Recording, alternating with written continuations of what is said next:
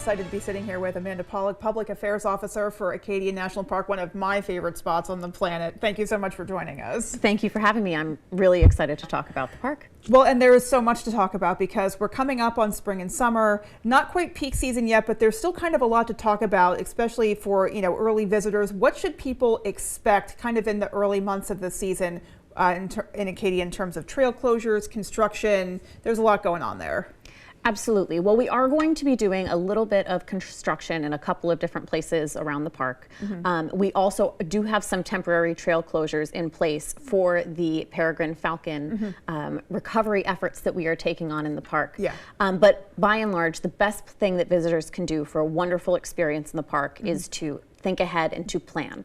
All of the most up-to-date information is going to be available on our website, nps.gov/ACAD. I want to kind of focus on the peregrine falcons because they're kind of a favorite fixture of mine. I sort of look forward to the closure notice every year because there's always a picture.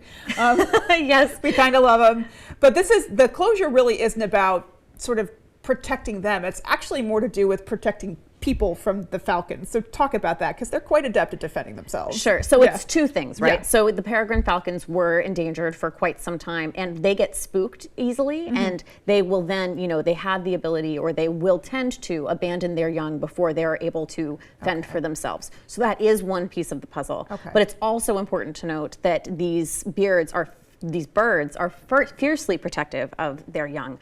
So, this closure is in place to make sure that both our visitors and the animals that we are helping to protect and who Acadia is their home, it's really important for us to make sure that everybody has a safe and enjoyable time. Specifically, they're quite sort of powerful in terms of sort of this dive bombing technique that they will sometimes utilize if you're getting a little too close. So that's a dangerous thing because you knock a hiker off balance, that's a real problem.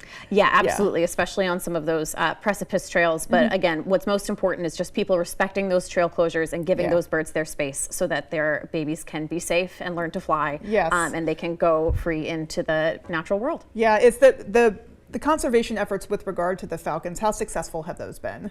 I say they have been incredibly successful. In the 1980s, the peregrine falcons were on the endangered species list, and Acadia National Park was really one of the leaders in this space of finding ways to make sure that these birds could continue to procreate and come really back to life. So now they are off of that endangered species list, in part because of this trail closure program that has been so successful over the past almost 40 years. And there's so much to do and protect in Acadia National Park, and so it's our understanding that you folks are looking to boost your ranks, not just seasonally, but sort of in general. Let's first talk about resume workshops coming up, because those are important. Absolutely.